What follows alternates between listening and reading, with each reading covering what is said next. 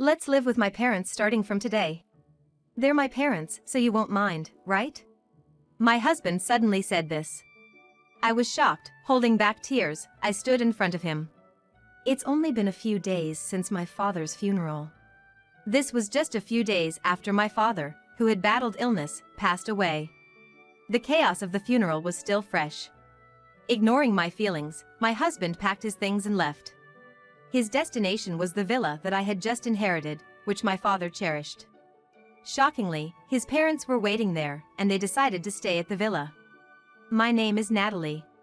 I just turned 33 and have just started out as an independent designer. I married Alex, and we have been living together in an apartment we signed for 3 years now. Perhaps I'm quite well known in my field as a designer.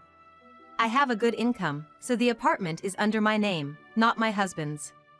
I lost my mother when I was in college, and within this past year, my father was diagnosed with malignant tumor, in other words, cancer. He was undergoing treatment, but it seemed like his time was near, and even the primary doctor suggested preparing for the worst. Although I lived away from home when I lost my mother, after joining a design firm, my father always kept in touch and maintained our relationship. The news of my dear father's illness hit me hard. As his condition worsened, I had sleepless nights. How's your father doing? The doctor said what? Is it that bad? Should I, as his son-in-law, visit him? My husband would frequently ask about my father's health. But his tone seemed less about concern and more like he was anticipating my father's death. He always seemed discontented because he earned less than me. I wished he would be proud of my career achievements and support me. However, his behavior was like a competitive child. My father said he wants us to cherish our time together and not worry about him. But your father will be gone soon, right? So we should spend more time with him now, so we won't regret it later. I couldn't help but increasingly feel disgusted towards my husband. Initially in our marriage, he was loving, and our time together was always pleasant. But his insensitivity towards my father's illness was agonizing. I couldn't accept the change in him. He works from home. I also planned to work from home after becoming independent, but he said he couldn't concentrate, so I had to rent a separate office, requiring me to commute. It was convenient for visiting my ailing father, but my husband, despite being home most of the time, never helped with chores. I managed my father's hospital visits, made necessary arrangements, and completed my work tasks. Yet, when I returned home, I would find the mess he made, dirty dishes, and leftover food. He only sought his own comfort and was indifferent to my struggles and stress. I felt an overwhelming sense of loneliness and exhaustion. Eventually, my father passed away. During his lifetime, we had decided to dispose of our family home. So, while traveling from the hospital to the funeral home, I was busy with funeral preparations. However, while Alex was with me, he was either making calls, disappearing, or focusing on himself, not helping at all. Alex, please help me. It's hard for me to handle all of this by myself, especially now. I tried telling him, but he took a call just as he was about to respond, and later, he just laughed it off, saying, I'm busy with work. Anger and disappointment towards my husband grew inside me. Was it because I lost my father too soon? His words felt even colder. On the funeral day, he was deeply engrossed in conversations with his parents, and every time they returned, they all had smug smiles on their faces. The other attendees looked at us with strange eyes, and I felt increasingly isolated. Still, I managed to complete the funeral and burial smoothly and also wrapped up the inheritance procedures. My husband suddenly proposed. Let's start living with my parents from today. They're my parents, so you shouldn't mind, right? If you do, then maybe we should get a divorce. He said this with a smirk. I was in turmoil, my grief over losing my father momentarily pushed aside as I urgently responded. Live together where? In this apartment? There isn't any room. How would that work? The lack of room was because we turned one room into an office and another into storage for his work materials. While our apartment is family-friendly, my husband had always said, and thus used it lavishly. We're not having kids. And thus used it lavishly. With a grin, my husband said, it's that villa you inherited. I was dumbstruck. Although we had sold the family home, I had kept the villa because it was my father's favorite, and of course, I had inherited it. That place was filled with memories of my father and held a special place in my heart. I intended to maintain it as per his last wishes, but my husband seemed to disregard my feelings entirely. We really shouldn't use that villa. But he wouldn't listen. Incredibly, he said that his parents had already cancelled their apartment lease and finished moving into the villa. They probably communicated about this during my father's funeral, delegating responsibilities for the move. He likely believes the villa, being more spacious than our current place and located in a quiet area, would be a better living space. But that villa is filled with memories of my father. Living there with you all will be difficult. Remember that. Even though I protested, the move for his parents had already begun. When I pointed this out, he couldn't even hide his irritation. You always think only about yourself. Always busy caring for your father, always getting called away. Do you even know how much I had to tolerate your daddy issues? I was stunned by the raw feelings he revealed. Now that he's finally dead, it's your turn to listen to me. He took an entire year, the old geezer. He continued to spew cold, harsh words. I was overwhelmed. I didn't want to believe this was who my husband truly was. But he definitely mocked both my father and me. I remembered my father's frail form curled up in the small hospital bed, fighting his illness. He had fought death to not leave his only daughter behind. Though I was left behind, would my father have wanted me to be at the mercy of my husband's whims? In that instant, I realized my love for my husband had vanished completely. At a time when I should have been mourning my father's death, my husband showed not a hint of emotion but rather seemed to revel in it. A tightness gripped my chest, making it hard to breathe. Nevertheless, I suppressed my feelings and repeatedly warned my husband. It's fine to live in the villa, but you'll regret it. Laughing, Alex replied. I won't. If he was going to be that adamant, then I'd accept his resolve. I packed only a day's worth of essentials and left the house. Seeing the minimal amount of stuff I'd packed, Alex looked suspicious. I simply responded, I'll be back to tidy up later. Truthfully, I didn't want to speak another word to him. I had no desire to see the faces of his parents, probably elated over my father's death and the subsequent move. Yet, I silently followed behind Alex. I couldn't bear the thought of them treating the cherished place my father left me any way they pleased. Though it's called a villa, it's just a house in a coastal residential area. The neighborhood is filled with everyday people leading their lives. However, its close proximity to downtown and its location make the land quite valuable. Exiting the train station, the scenery, unchanged from my childhood, continued. I remembered how, when I was a child and would fall asleep during train rides, my father would often carry me on his back. When we arrived at the villa, my husband's parents were already inside. I felt suspicious, and it seemed that my husband had taken a key without my knowledge and made duplicates. This realization deepened my unease. The fact they had been surreptitiously planning to move into the villa without telling me. I couldn't feel any trust in them at all. When his parents looked around the villa, their eyes sparkled with delight. It was a single-family home, but it was filled with furnishings that my father loved. Some slightly different, Western-styled furniture probably reflected my mother's tastes. Wow, this villa is fantastic. No more living in that cramped apartment. Living here, we're so blessed, exclaimed his mother. The view from the second floor is wonderful. Your sneaky dad, hiding such a great house. He should have shared it, we're family after all, laughed his father. Their voices of joy grated on my nerves. They seemed to take my father's death too lightly.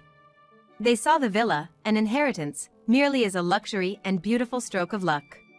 Indeed, this place is the best. We really should be grateful to your father-in-law. Thanks for leaving this villa for us, said my husband, joining in on their tactless remarks and laughing. Then, claiming it to be a moving-in celebration, the three of them began opening beers. Preparing some snacks, I let out a deep sigh. The memories of the three of us at that dining table were slowly being tarnished. I spent that night with my emotions guarded.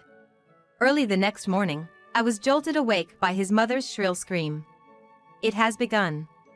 I woke up to see my husband and his father frantically running to the source of the scream, and I followed shortly after. In the bathroom, his mother lay on the floor, clutching her foot, her face contorted in shock. The floor suddenly gave way. Her face mixed fear and astonishment, and her panting echoed throughout. It didn't give way. Maybe you just slipped? My husband and his father inspected the spot she was pointing at, looking perplexed. However, the floor was gleaming and perfectly intact. Still, she kept insisting that the floor had given way. After watching them suspiciously examine the floor, I finally spoke. Did you step on that part of the floor with a slightly different color? The three of them looked at the spot in amazement. Pushing through the crowd, I stepped on the part with a different shade. Ah! My husband exclaimed in surprise. When I stepped on it, the floorboard made a crisp sound and sank a little. But when I took my foot off, it rose back to its original position. If you weren't aware and stepped on it, it would surely feel like the floor gave way. See, the floor sinks a bit. It's like a trap. What kind of contraption is this? Is this a defective house? Explaining calmly, I faced their pressing questions. It's not defective. My father had the house made this way. What? It's a trap house. Actually, my father was a hardcore ninja enthusiast. This villa, a culmination of his time and money, was his masterpiece and treasure. The times he brought me here during my childhood were so that he could adjust or add new traps during the summer or Christmas holidays. So, there are traps like the bathroom's pitfall spread all around the house. Shelves you shouldn't touch, floorboards you shouldn't step on, doors that won't open without a specific sequence, hidden doors, hidden rooms. It was a secret villa filled with my father's dreams. Naturally, it's not really suitable for everyday living. I've been visiting since I was a child and have instructions for all the traps from my father, but my husband and his family might not fare as well. I did tell you it's best not to live here, and it's a place filled with my father's memories. Everyone in the family knows how obsessed my father was with ninjas. In fact, it's more surprising that after being married for so many years, you didn't know. My husband, insisting he hadn't heard about the traps, was left speechless by my retort. His parents, of course, claimed they were hearing about it for the first time. They raged at my husband, blaming him for canceling their apartment lease, rendering them homeless. As the commotion continued, my father-in-law and husband got caught in another trap and tumbled over. The sight of the two sprawled out on the floor brought a brief smile to my face. But immediately, I composed myself and said, "Please, make yourself at home." They had been blinded by the villa's luxury, assuming it was a comfortable residence. They had ignored my warnings and failed to acknowledge the evident hobby of my father. Now, they faced the consequences. Even when made aware of the potential dangers, they responded dismissively. "It's fine. What's the big deal? It's not a problem." Hearing that, I responded with a confident smile. "Well, I have to prepare for my move, so I'll be returning to the apartment for a while." And I left the villa. But of course, I wasn't really preparing for a move. I took a few days off to sort out my father's belongings. As expected, just 2 days later, my husband and his parents couldn't handle the life full of traps in the villa. It was a short time, but I felt positive as I reflected and started making plans for a new life. Now, about my father's villa, after I moved out, it apparently gained quite a reputation as a tourist spot. It became known as the Mystery Mechanism Mansion, often featured in the local newsletters. Whenever the villa was occupied, like during my father's time, visitors would come from all over to see it. I do recall in my memories unfamiliar faces touring the villa, local children playing, and my father proudly showing off his prized mansion to many people. I believe my father had listed both the villa and our ancestral home's phone numbers in those newsletters. And now, the ancestral home's number no longer works. If there are inquiries, they would be directed at the villa. While I had honed my Chinese skills enough to handle calls from foreign guests, it seemed my husband and his parents hadn't. On top of being constantly on edge because of the mansion's many traps in handling visitors, and phone calls in foreign languages, they returned to the apartment looking utterly drained. "How about we all live in this apartment?" The one to broach the subject was my mother-in-law. Desperately wanting my father's villa, they gave it up in just 2 days. Instead of tea, I handed my husband the business card of a divorce lawyer. "We can't live together anymore, so please leave." Taking a deep sigh, I tried to explain patiently. Firstly, I couldn't stand his hasty decision to move in with his parents without any consideration. He never once discussed it with me nor sought my understanding. To begin with, I was handling all the household chores, and he never once cooperated.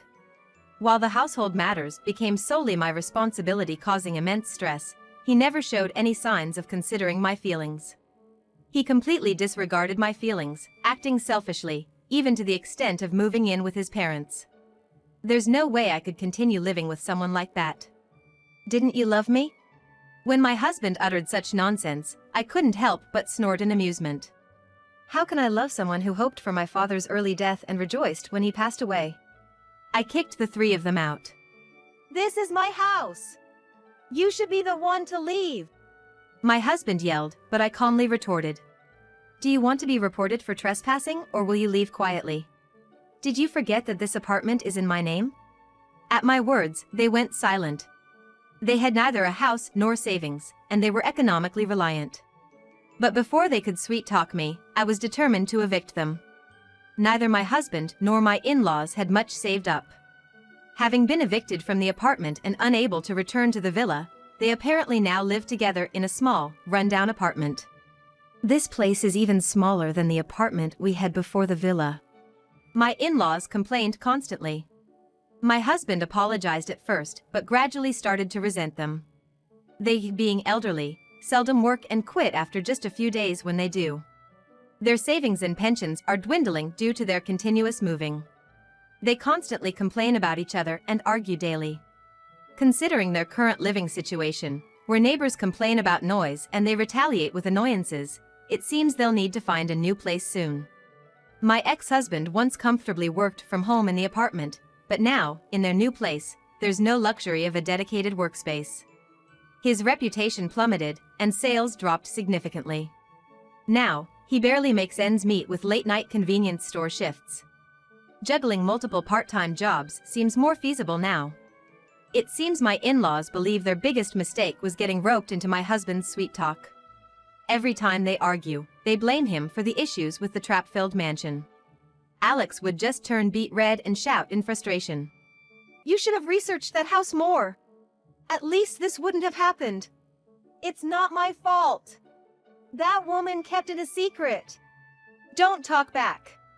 If you had a proper relationship with her father, this could have been avoided. How did we end up in this mess because of our son? But let's not forget that they were the ones overjoyed at inheriting that mansion. I'll never forget that. After our divorce, I had a turning point in my career as a designer. Taking inspiration from my father's passing and recent events, I incorporated ninja designs and shared them on social media. Before I knew it, I became quite popular, and one day, a major cosmetic company reached out. They wanted a package design with an Asian flair featuring ninja elements. I instantly thought of my father.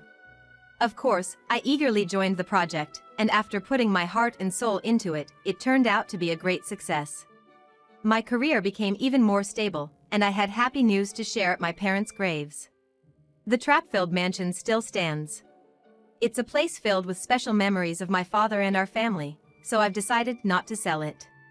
I've planned a proper visiting schedule. And with some tweaks, realized I can offer free access to tourists and local kids. Luckily, media interviews started pouring in. My dad's trap-filled mansion became a major selling point, and when I said I wanted to use the funds for maintenance, some media outlets were willing to pay a hefty price. Soon, articles about the mansion were translated into French online, dubbing it a wonderful ninja legacy. Donations started pouring in from abroad. The donor was an elderly ninja enthusiast, just like my dad. I'm thankful for the donations, but it seems I'll be busy managing the mansion for a while. Meanwhile, at the mansion, kids' eyes sparkle every day. Wow, is this the legendary trap mansion? Are there real traps? Which ones? Show me. Local volunteers help ensure the kids play safely. Beside them, tourists are amazed at the secret doors that open when floorboards are pressed. Wow, this is amazing. We're so lucky to see such a special place. What other tricks are there here? Even though my dad has passed away and I ended up divorcing because of the issues surrounding his legacy, I believe I've gained more than I've lost. The mansion has transformed into a new place where strangers can enjoy themselves and share memories of my dad. I've been reborn, looking forward to the future.